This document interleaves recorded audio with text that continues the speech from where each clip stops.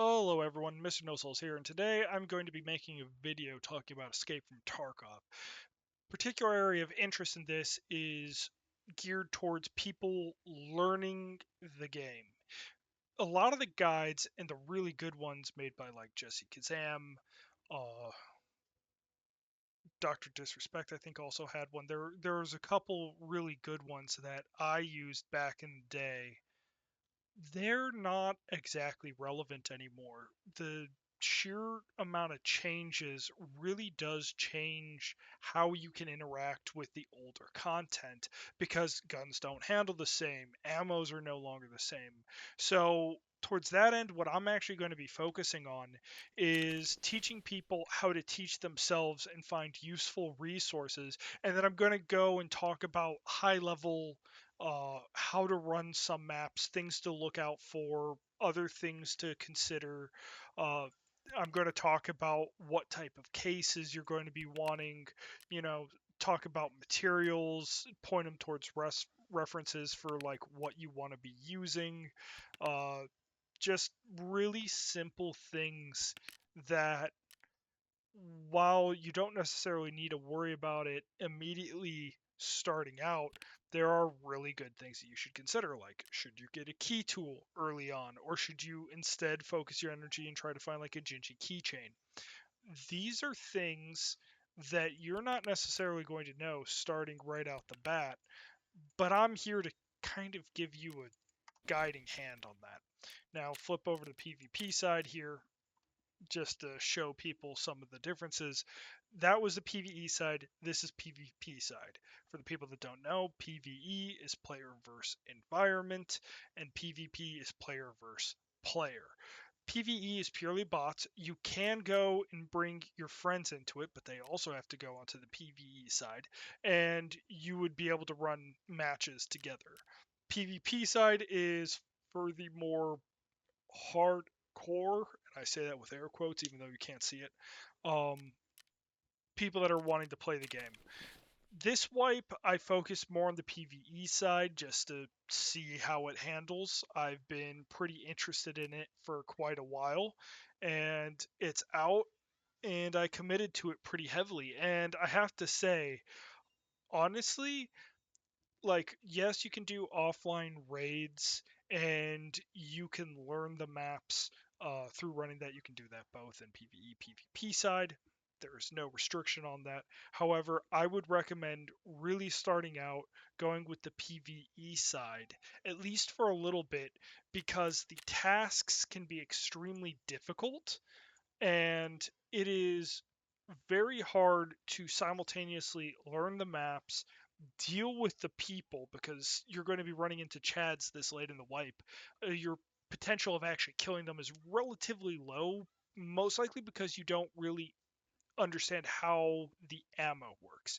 You might have a couple good guns, but without understanding how the recoil works, without understanding how the ammo impacts the recoil, um, you're likely to have a bit of difficulty with it. So, I've now talked a little bit about general high level why you might want to go and find some resources. Let's go actually take a look at resources. And straight off the bat, Tarkov Dev can be useful for finding like what is very valuable items to sell. This is a really good resource to see wipe to wipe what is the most valuable things you can get. It'll give you an idea of what are the most valuable keys. I'm going to recommend not bothering remembering all these off the top of your head. There's a resource actually inside of Tarkov called the Handbook. And what I would recommend you do is eventually go out to other resources, find what's the most valuable or like what areas you want to go to. So let's say, dorm, I want to go into a couple different places, and I know like 220 is a room with a safe in it. So you're going to want to add this in and put it as other. So 303, this is a barter key. So hey, I want to go put that in as a barter. So that way when you pick up these individual keys, 206 is only used for one quest. I don't need it. I just need to remember that that exists. Maybe I don't go and put it in, or maybe I put it in as a task one, and hopefully I just remember once I use it. Like this one. This is both useful for the task, and there's also quite a bit of loot in there, but I'm going to put that in there. Factory emergency key. This is a really good key just in general to have. Dorm 314 mark key. You're going to need this for a task. So like that kind of stuff. There's way too many keys to actually remember which one is most important and not. Some of them are more easy to remember, like the marked keys. If you see marked key, almost always it means cultists, and cultists generally mean ruples. Ruples mean you're going to have better time running things. Rusted bloody key. I got this spawn on a scav. Extremely valuable. Also extremely difficult to get. So I'm just going to mark that one there. That's just something you're going to want to do. There's also something else you're going to want to consider because you can do the same thing for ammo. So eventually what I'm going to do is I'm going to have a rundown talking about all the different types of ammo and what's good, what isn't. If you're wanting to go just find that, I'd recommend just Googling on YouTube um, recommended ammo guides. You'll find a couple that are more recent, uh, but generally speaking, high level since I'm not going to be covering that right now. Uh, your damage is how much damage it will do if it hits flesh.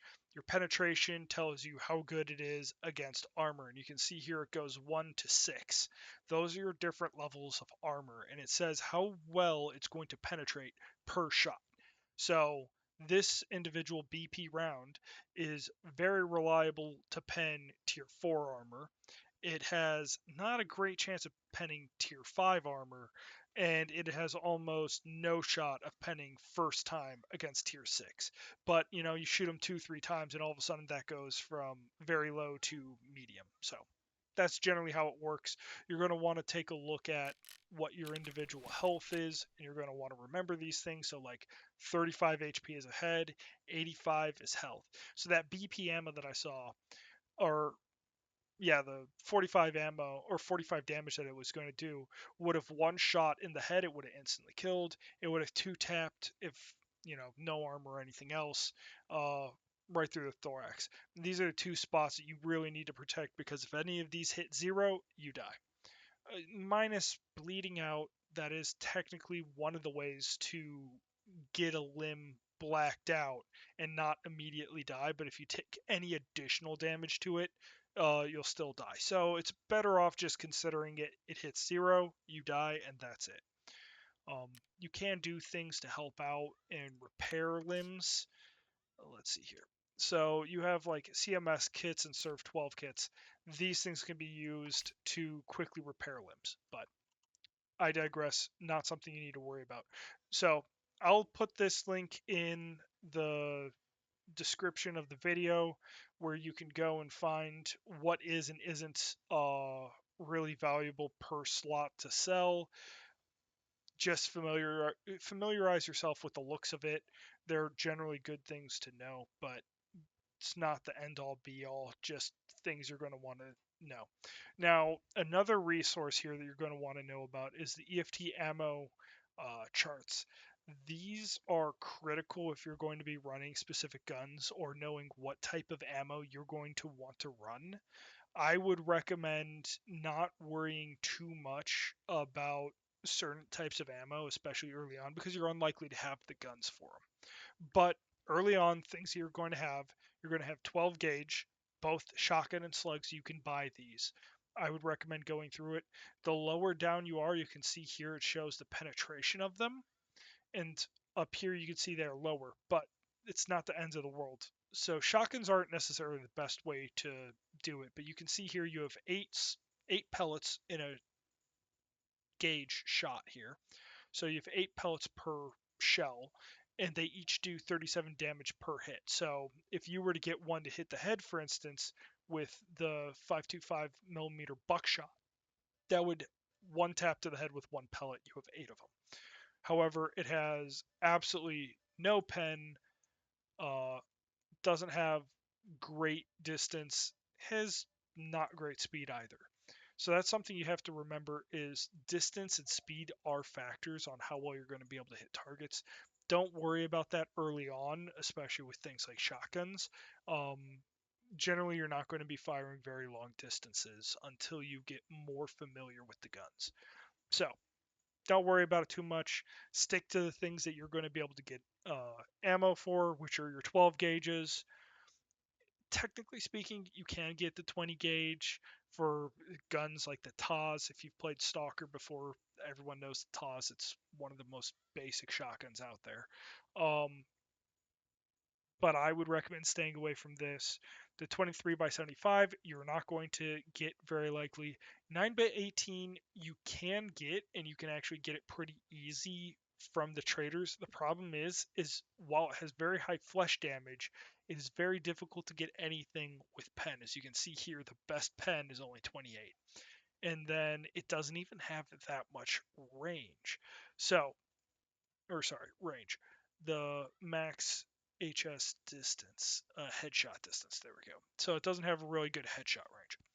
Um, so yeah, it's not the best.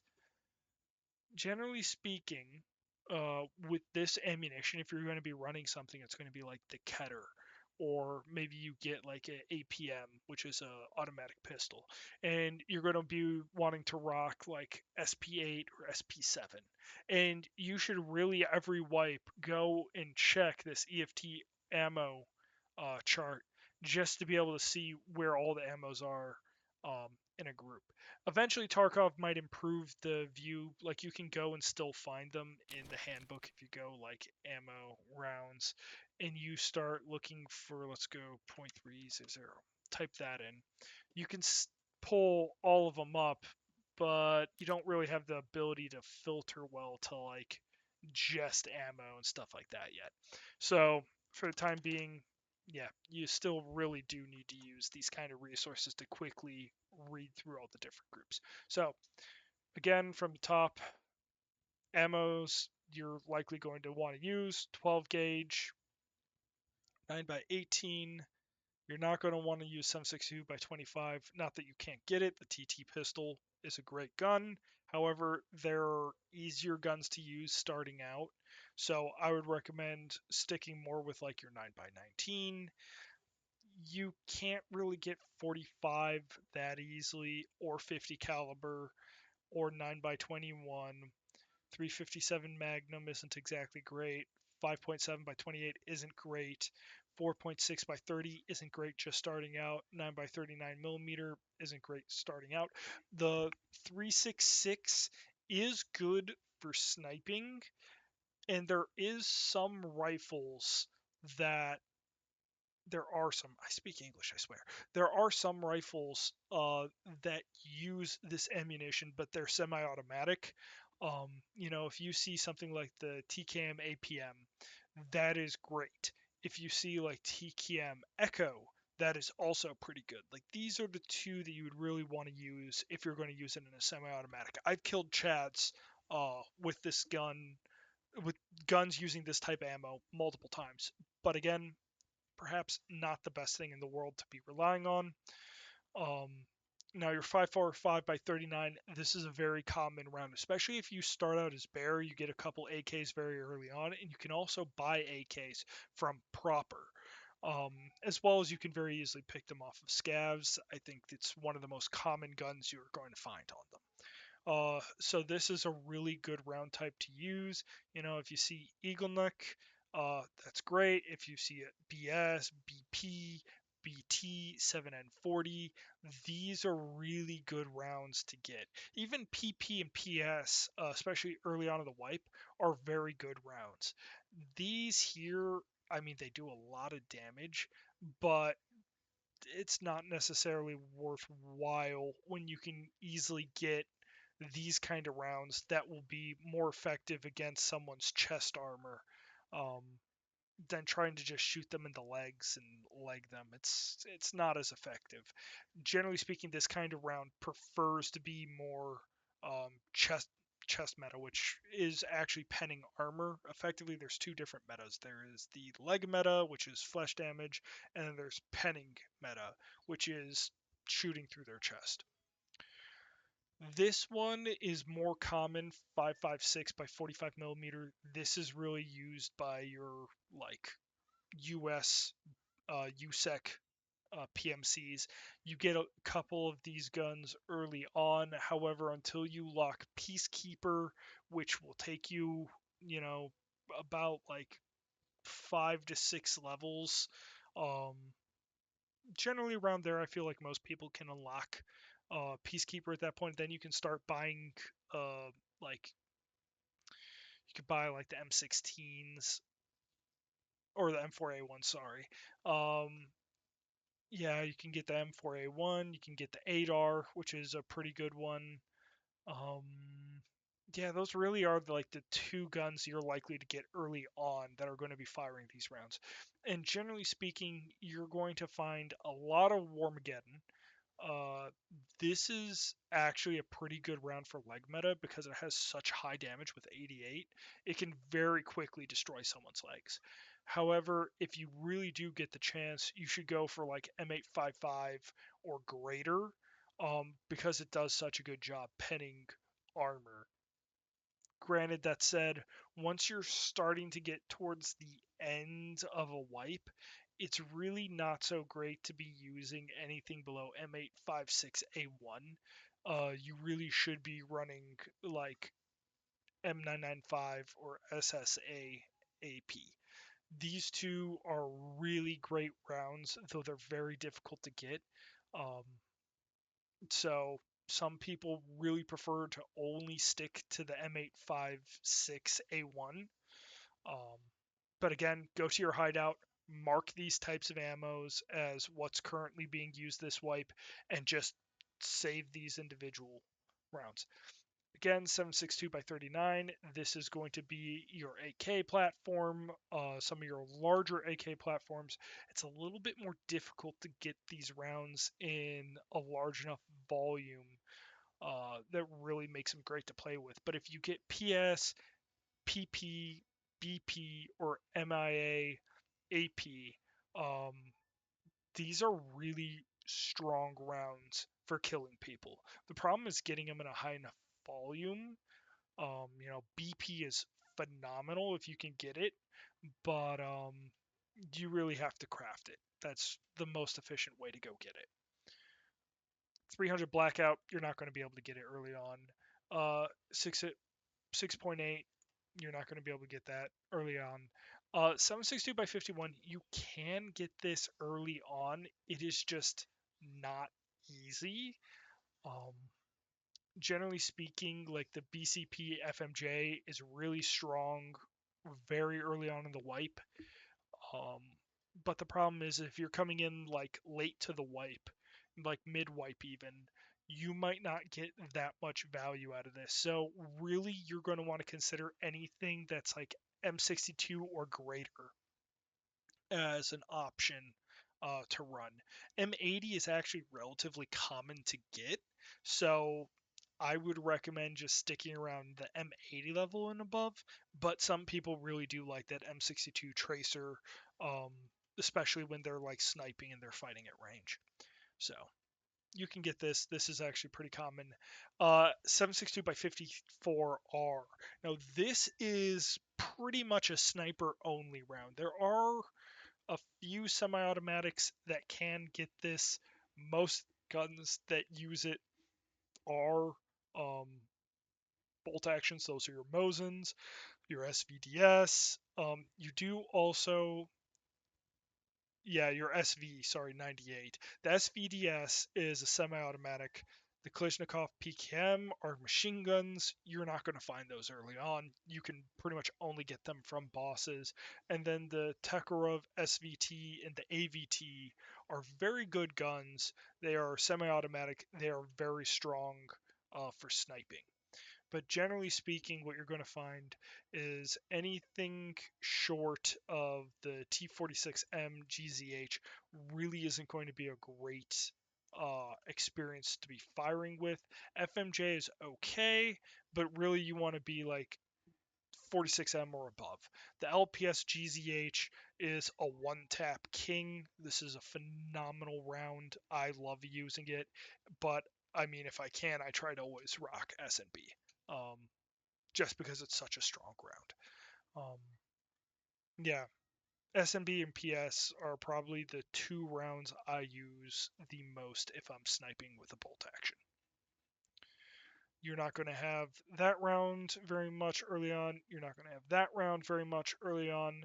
And mounted weapons aren't something we're going to cover, and we're not going to worry about the buckshot grenades. So, from the top, the ammunitions you're going to want to consider early on learning the game are going to be your 12 gauge, your 9x18s, your 9x19s, your 366, your 545 by 39, your 556 by 45, your 762 by 39, your 762 by 51, and your 762 by 54R. I'd recommend just going through again, go to your hideout. As you find these rounds, go to the ammo, look through them, go to the resource, and just start going and adding in the individual ones that you're going to want to be using. So, for myself, I know that I really like to use the AP rounds. I also like to use the Hydra Shock rounds. The RIP rounds are also pretty good. I like those as well. I don't really use the 50 caliber. I do like Magnum Buckshot. So there you go. Just do this, AP-20. It's a great sniping round with a shotgun. It's one of my favorites. Piranha, I like this one. Adding that one. RIP, I don't particularly like using that, but I do like using flechettes. So just go down, do this. It'll save you a lot of hassle. It'll save you a lot of problems. Just do it this way. Let's go put that in there. And I'll put in the BT. And then I'll put in BP and BS. Yeah, that's just how you do it. So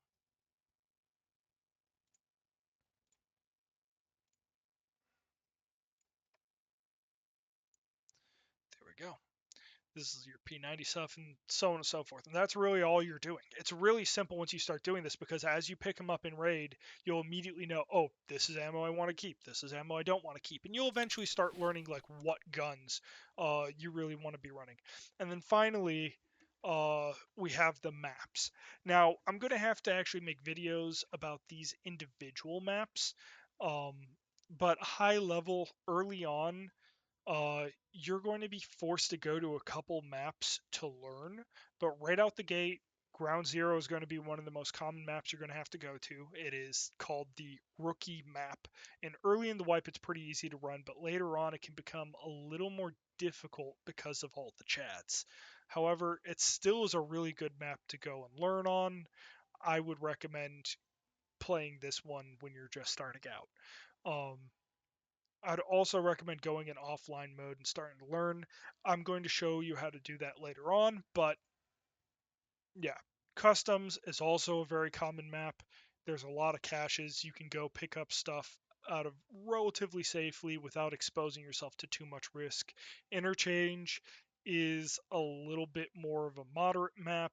Woods can be great, but it's really big. There's a lot of loot, but you need to know where you're looking.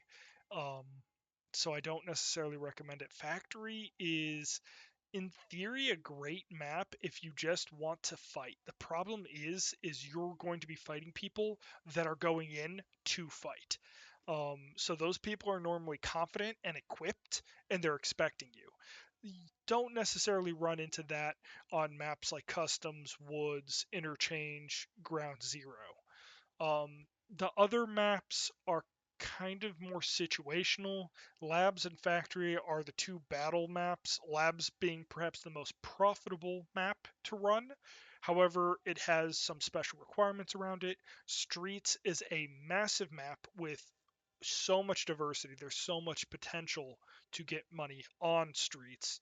But again, I wouldn't recommend starting out on this map. It is very difficult. If you want to learn the map, I'd recommend scavving on it.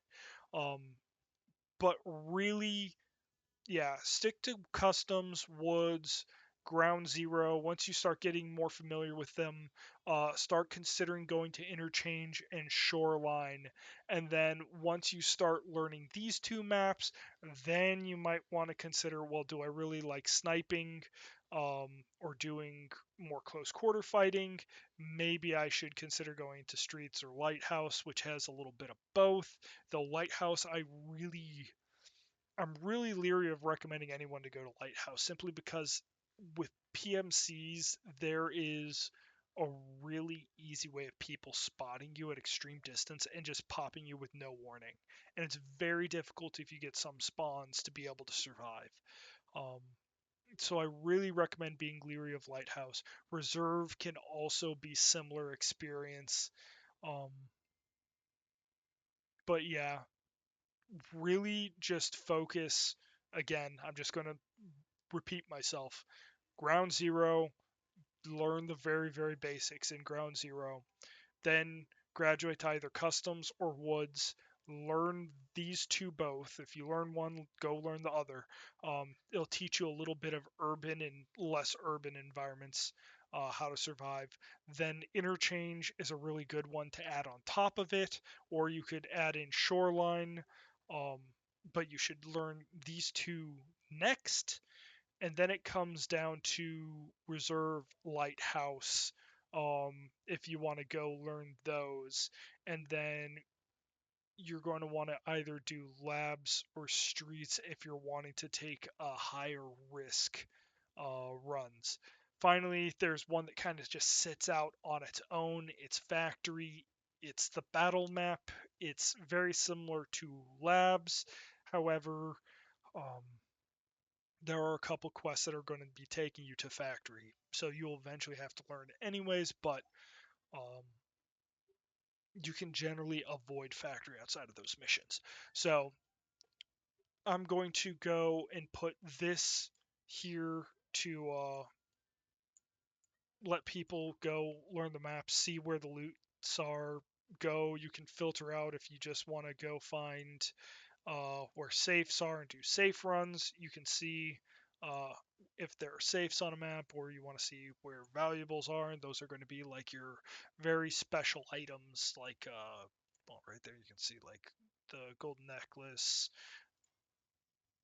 your lions, your horses, your ravens, those kind of things. So here you go. You got three basic resources, some high level explanations on things you're going to want to do, and I'm going to stop talking now and let you guys get to actually learning yourself. Adios.